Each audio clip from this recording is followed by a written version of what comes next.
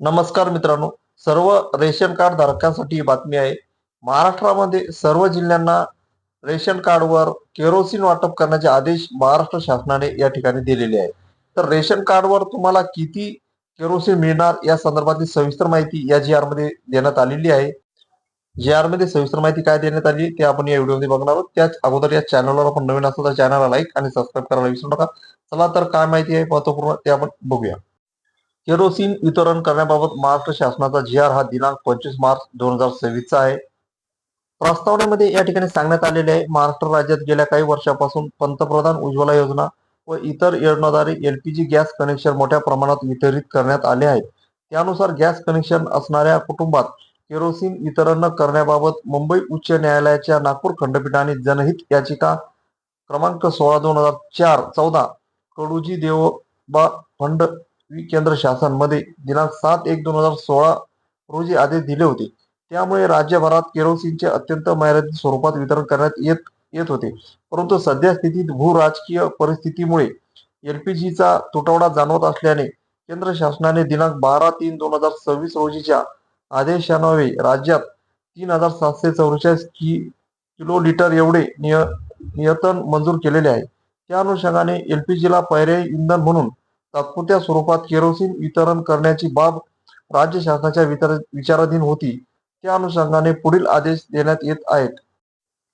शासन आदेशामध्ये महाराष्ट्रामध्ये केरोसिन वाटप यामध्ये एकूण केंद्र शासनाने महाराष्ट्र राज्यात 3744 किलो लिटर म्हणजे 37,44,00,000 लिटर एवढे केरोसिन या ठिकाणी वाटप केलेले आहे. यामध्ये प्रति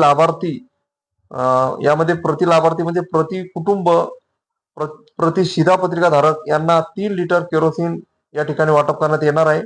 लाभार्थी कुटुंबे याच्यामध्ये AAY व PHH शिधापत्रिका धारकांना केरोसिन वितरणास प्राधान्य देण्यात येणार आहे. म्हणजे दारिद्र्य रेषेखालील आणि केसरी शिधापत्रिका धारक यांना या ठिकाणी प्राधान्य देण्यात येणार आहे.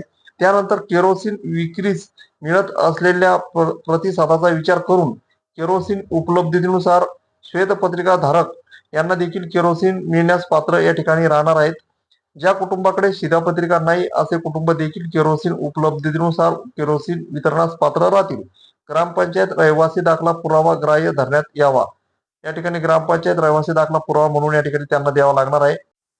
त्यानंतर स्थलांतरित मजूर देखील केरोसिन उपलब्धतेनुसार केरोसिन वितरणास पात्र राहतील. केंद्र शासनाचे राज्य शासनाचे ओळखपत्र पुरावा म्हणून त्यांना या ठिकाणी द्यावा लागणार आहे. आता वितरण कालावधी म्हणजे हे केरोसिन केव्हा मिळणार, तर केरोसिन वितरण मार्च 2026 मध्ये करायचे आहे.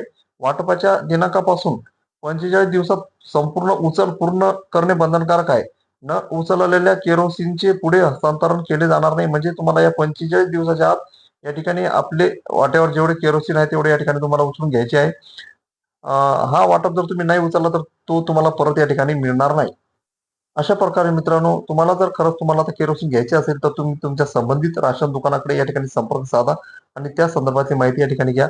अशा प्रकारे ही होती केरोसिन वाटप बाबतची महत्वपूर्ण माहिती. असेच नवनवीन महत्वपूर्ण माहिती करता या चॅनलला लाईक आणि सबस्क्राईब करायला विसरू नका आणि आपल्या संबंधित मित्रमंडळींना हा व्हिडिओ जास्तीत जास्त शेअर करा.